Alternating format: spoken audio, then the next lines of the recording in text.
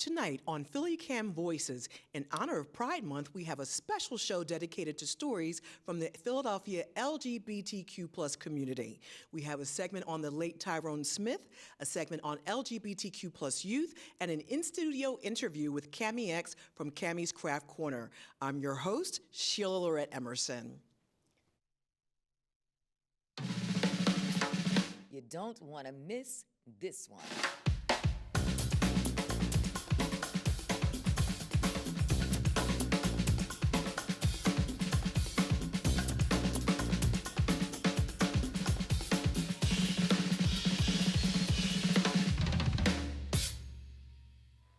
Community reporter Lamont Nathaniel Gibson has an intimate conversation with Julie Kantav, an educator, activist, and public health advocate, about the lasting impact of Black queer Philadelphia activist Tyrone Smith on the Black queer community in Philadelphia.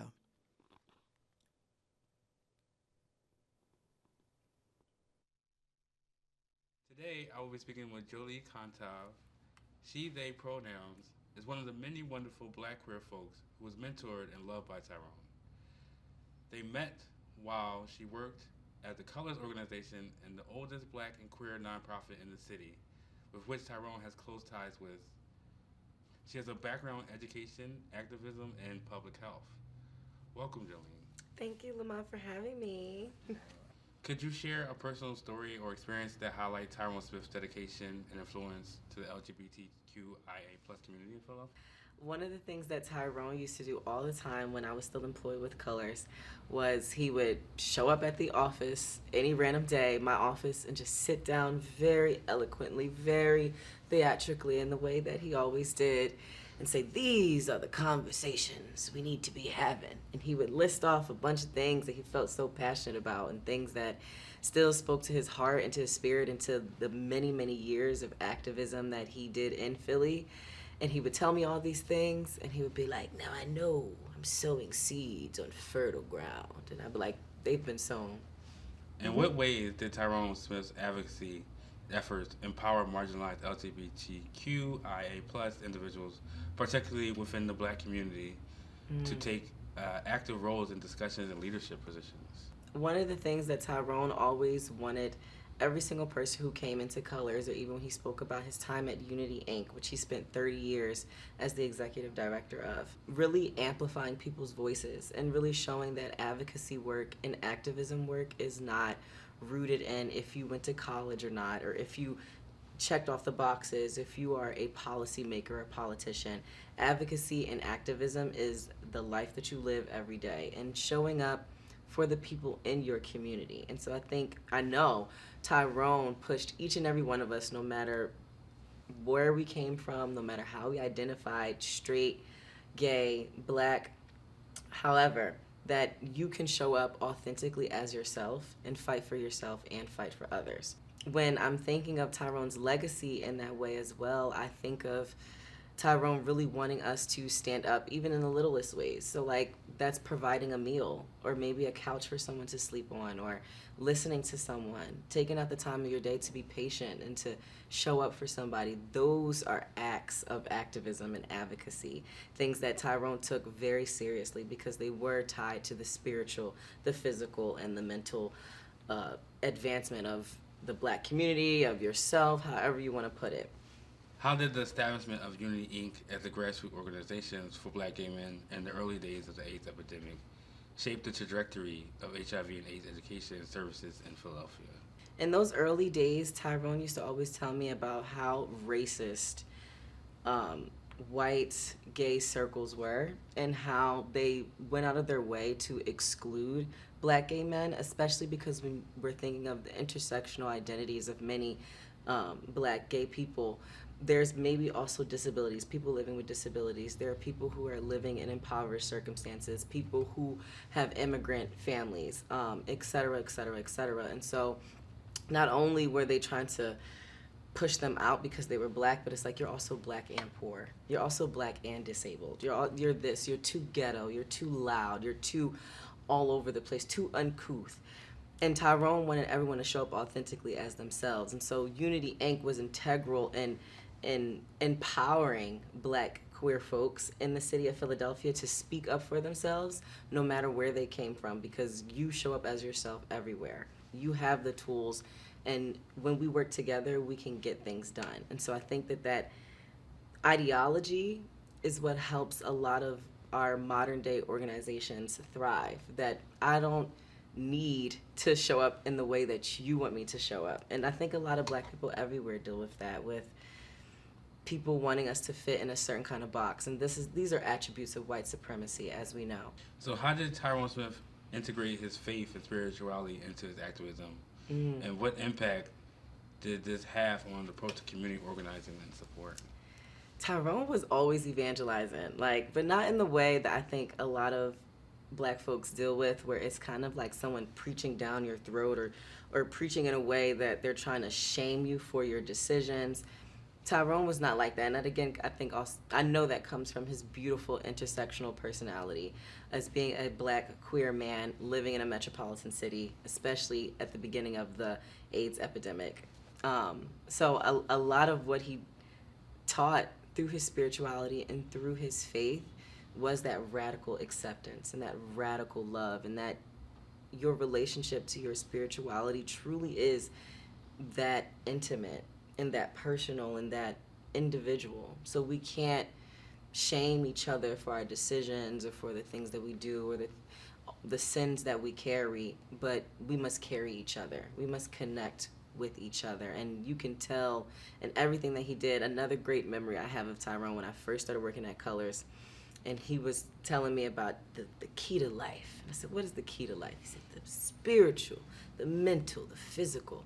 And then the next day he brought me, those little daily devotionals with all the prayers and stuff. He was like, because I know, sister, you will do great things. God is on your side. That's how it was, It wasn't a preaching thing. It was reminding you that God and your ancestors are on your side, which is so much more empowering than what we're typically used to when we hear spiritual evangelizing speeches. Tyrone always showed up authentically as himself in every circle, in every space, and any meetings, and any organizing. Always, even when I met him at the beautiful age of 81, he shows up as himself, and he always knew in his heart and in his soul that God made him in his image and loved him no matter what. And that always spoke to me too, as someone who grew up in a very strict church, who went through my own internalized homophobia for so many years. Having elders who truly constantly teach you, you are loved and you are welcomed, and a mantra that or an affirmation that me and Tyrone came up with, that I belong everywhere I am. And that was the root of his spiritual beliefs. What were some of the key initiatives spearheaded by the Black Gay Men's Leadership Council, co-founded by Tyrone Smith in 2005, to address the unique challenges faced by Black gay men in the city? Some of the key things, key attributes that Tyrone told me about with the Black Gay Men's Leadership Council was really, again, prioritizing and pushing forth the voices of Black men who were dealing with these issues in the city, who were dealing with issues of poverty, issues of oppression, issues of racism, etc., homophobia, really giving them voice and space. So that looks like even just community dinners or support groups, but also as well as teaching them and cultivating with them ways to get into those political rooms. So a lot of it was also tied to political activism, organizing, of course, but again, constantly always that connection and community building, which I always admired about Tyrone. Every single thing that he was a part of was always about, let's get together and eat. Let's get together and talk. Just come over to the house and we'll just have, a party. And that's really where the advocacy happens, with community, where we feel the safest and where we feel like our bellies are full and our hearts are loved and we are accepted as we are. Tyrone had a huge 80th birthday party. I was not there because I hadn't worked at Colors yet. It must have been in 2022. He was such a diva, and I love that because I'm such a diva too. Such a diva. And I used to call Tyrone Mama Tyrone. Tyrone would walk in, saunter in the office. I'm like, Mama, Mother, come talk to me. So one day Tyrone was like, I need to bring you my program. And I said, your program? Comes back like a week later or something with this booklet, and it had pictures and his whole life story and things that he did in the community, as well as when he got married in a wedding dress, back when it was like super not cool, super not like society has always been homophobic as we know it, but I can't even imagine the giants that have passed through this city and having to live through the things that they lived through in the 60s, 70s, and 80s, and even the 90s, even the early 2000s. And he always showed up authentically as himself. So he brought me that little booklet, and I was like, I'm just flipping through. I was like, you are just iconic. Everything about him was so cool, and I miss him so much. Up next, community reporter Natalie Thomas brings us a segment on Philadelphia LGBTQ youth. Hi, my name is Nat, and I interviewed my homies who had a lot to say about queer identity and lifestyle. Now, I have actual friends, but for sake of protection, we use puppets and a voice modulator. This is Queer Conversations, and this is what they had to say. Whatever space you're in, like do whatever you can to make the environment feel as open and accepting as possible. Whether that be, I don't know, somebody in the room makes like a joke. They think it's a joke, but it's actually just like, I don't know, some bigoted homophobic thing.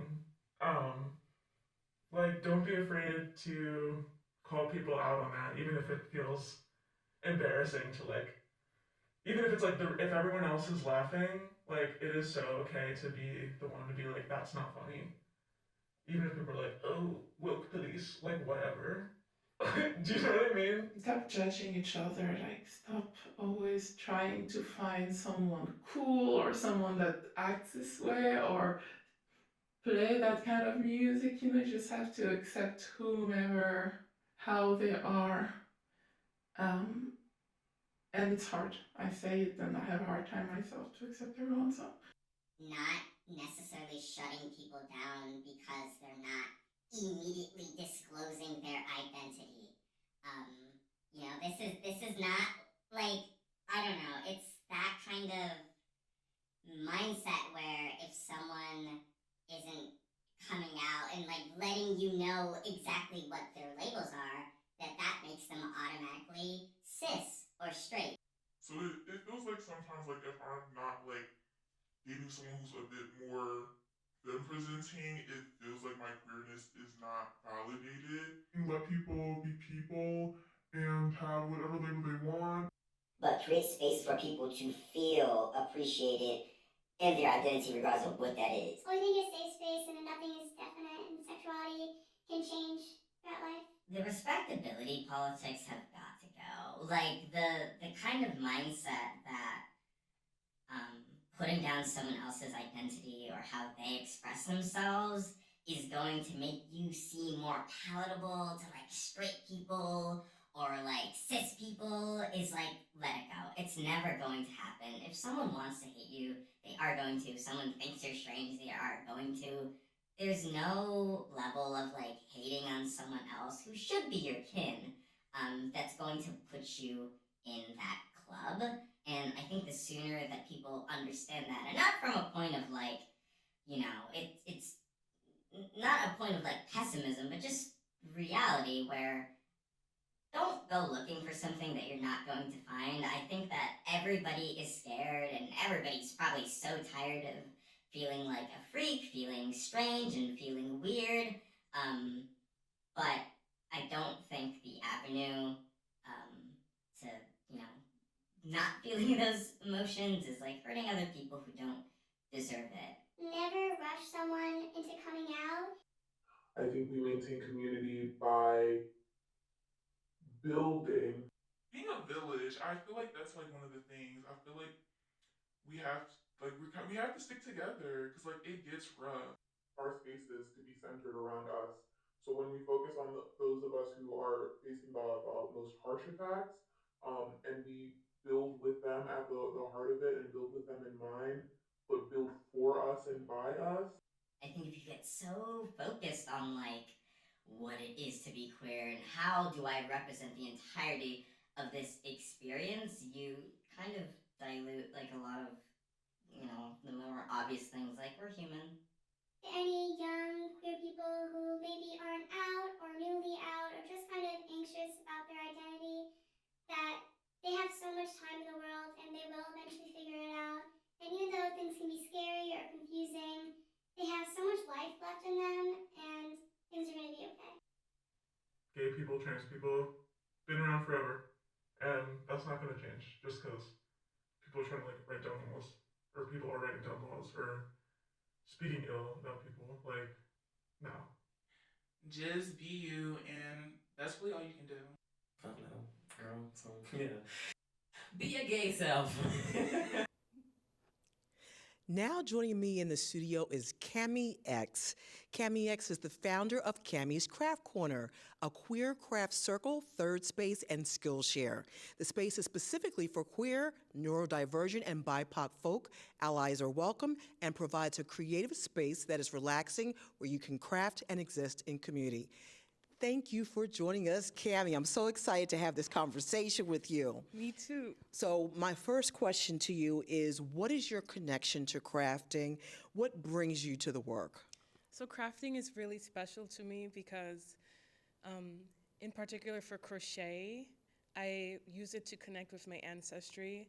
My grandma, she used to make little doilies and little toilet paper doils for the house, and I wanted to reconnect with her through crafting, and I was like, what better than to do the exact same thing she was doing?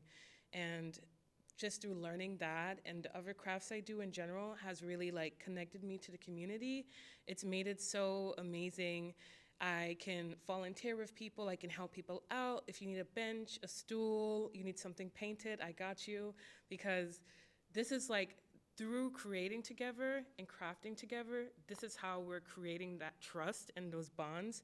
And so that's kind of what brought me to it, because I was like, oh, I can learn these skills, I can help people, and then I can also teach other people these skills, and then they can teach people, and it's like a chain effect. And then everyone's happy, everyone's making bonds, everyone's gaining confidence. So you mentioned your grandmother crocheted. Yeah. So did she make, I remember we had those two, I think it's the dolls, and then it's with the dress, and then has a really big full skirt that covers over the toilet paper, toilet paper covers. Yes, okay, basically. All right, I just wanted to make sure. Yeah. So why did you connect your crafting practice to others? I think it's really important that in these times, everyone's kind of struggling. The world is kind of in a really perilous place, that we still have joy and art and crafting, and bringing that to other people is such a great way to connect through joy.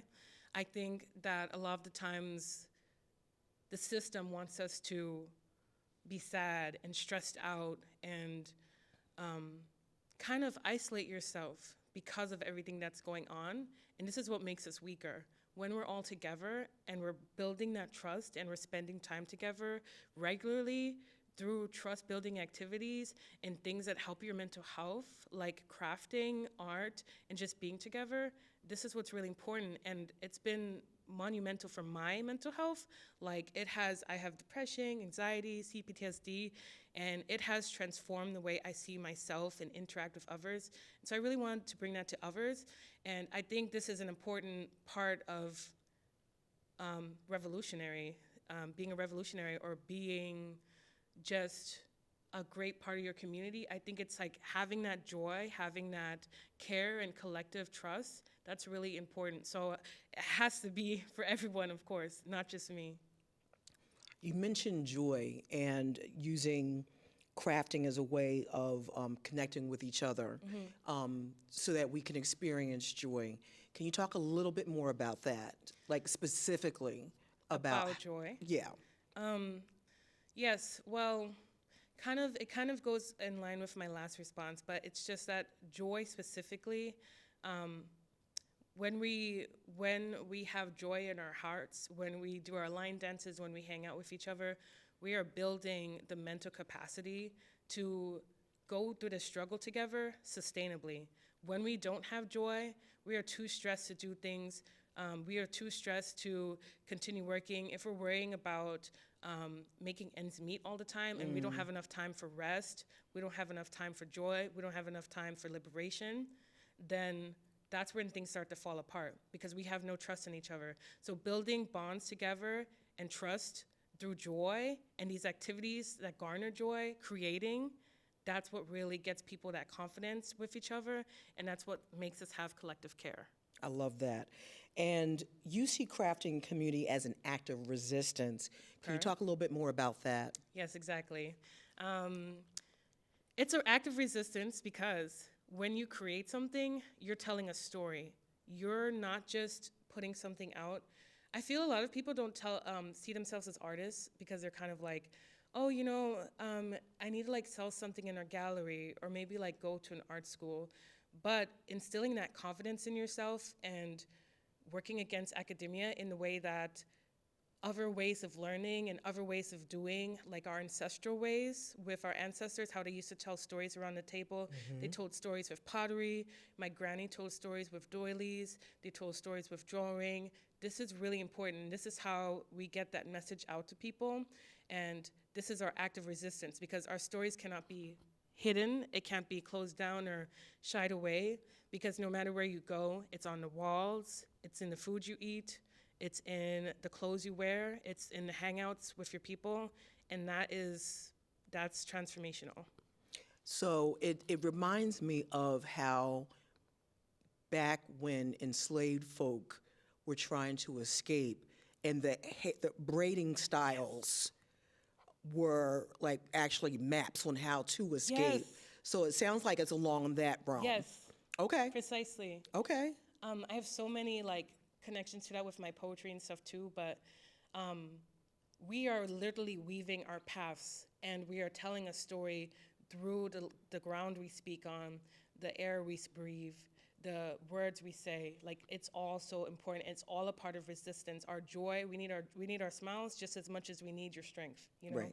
Right. And it sounds like you really embrace the value of oral histories. Yes. I'm very And much sharing a storyteller stories. of my family. Yeah. Yeah, I love that. Thank you. Why have you created this community, especially with people with disabilities in mind? I feel like people with disabilities are at the forefront. They are the pinnacle of people we need to treat first. And I feel this is a baseline of how we achieve liberation. If we're not doing things with people who are disabled in mind, we're not really doing anything at all.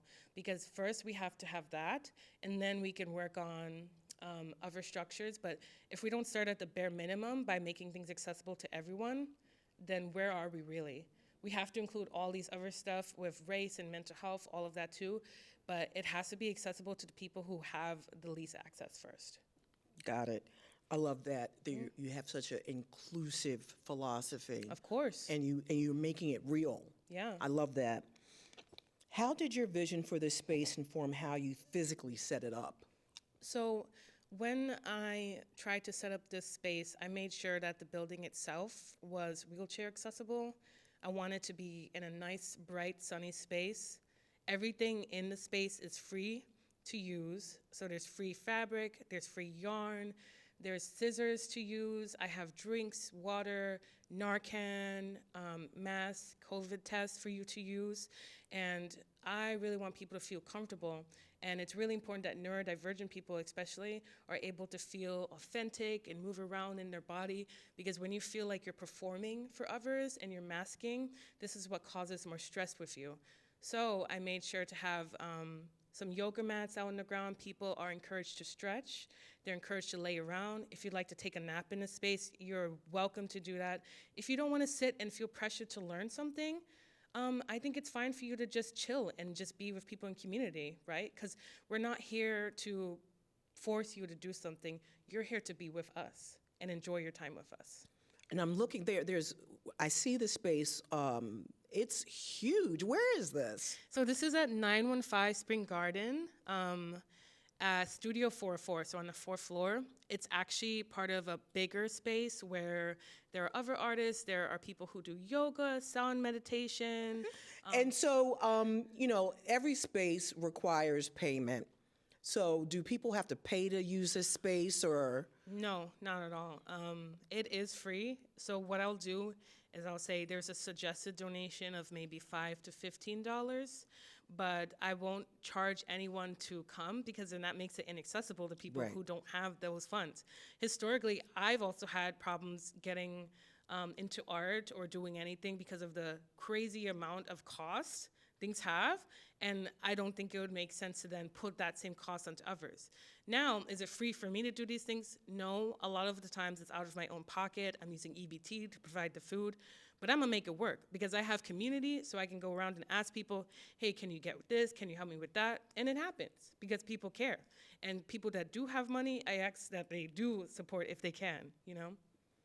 I love that. And the other thing that I notice is that you have the beverages and you have the supplies for the crafts. You have just about everything anybody would need when they walk into the space. So literally, the people don't have to bring anything at all. Nothing. Okay. I want you to be comfortable. If you want to order some dinner, you can do that too, you know? But I want you to just come into space and relax. When I used to take art classes and stuff, I have like ADHD also and some cognitive issues. It would be so stressful to come into class and I feel so pressured to be like just on all the time, and it would like make me anxious. I would have to leave because of the bright lights and how loud it is. I would get headaches. So I really want to provide a nice calming atmosphere where you can truly feel at ease. So I'm always taking like suggestions for that. Now, this space isn't going to be accessible for everyone, no matter how much I do, because there's simply some things I cannot accommodate for with my capacity. But I also encourage people to take this as an example that anyone can do this. Anyone should go out and make a little space. So we have so much more of these, and we can build these coalitions, we can build these trust, these bonds with each other, and have these networks of mutual aid and support to go back on. And you said something earlier that was, and I found very interesting. You said that you're trying to make the space 24 hours, 7-day-a-week availability, and you have a way of like remote accessing folks in. Can you talk a little bit more about that? Right. So we're not at that stage yet because me as one person, I don't have the capacity yet, but I'd love it if I could have some help or support and that someone could volunteer maybe some of their time to just watch over this space, help me refill snacks, help me refill water, COVID masks. As it is now, what you could do currently, if you wanted to come into the space, let's say like after work, after school, just call me and I can let you in remotely via an app I have. And then, yeah, but I'm really doing this based off of trust. I'm really doing this based off of, like, we all care for each other. We're all caring for the space. And I'd like it for people to use it that way because I think people get in their worst mental states when they have nowhere to go, when they're suffering, when they have no one to talk to. I think a good regular space where people are continuously talking with each other, learning about each other, and they have something to do, they have a way to create, this is the best way to really like get you out of that funk, or one of the best ways. So I really want to make that accessible because I don't want you to have to pay or have to have an ID to get in the space, right? A coffee shop you have to pay. Library is great, but lots of them are closed. I want a space where you can go late night or early morning and you can go and enjoy yourself, clean up and leave and go to work, you know?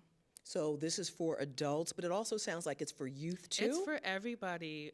We've had kids a few times there too. I have some kids' toys and stuff too. I just ask that if you're maybe below 13, that you have a parent with you possibly. But it's for everyone. It's for elders. It's for young kids. I feel like the youth in particular need a space like this too. We're closing down malls. We're closing down libraries. What are you going to do except run around, you know? You should have a place where you can go to and relax yourself and have fun with your friends, you know? Before we close out, how can people find out more information about Cammie's Craft Corner? So they can follow me on my Instagram at KAMIXOLOGY, or they can email me at CamilaBrewster@live or gmail.com. And yeah, we can take it from there. I have all my info there.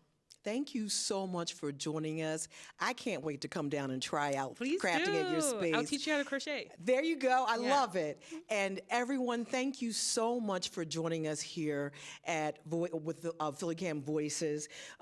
Thank you for tuning into this episode. You can also watch our show on YouTube and Roku, and follow us at PhillyCAM on Facebook and Instagram. We'll see you next time. Thank you. Yay.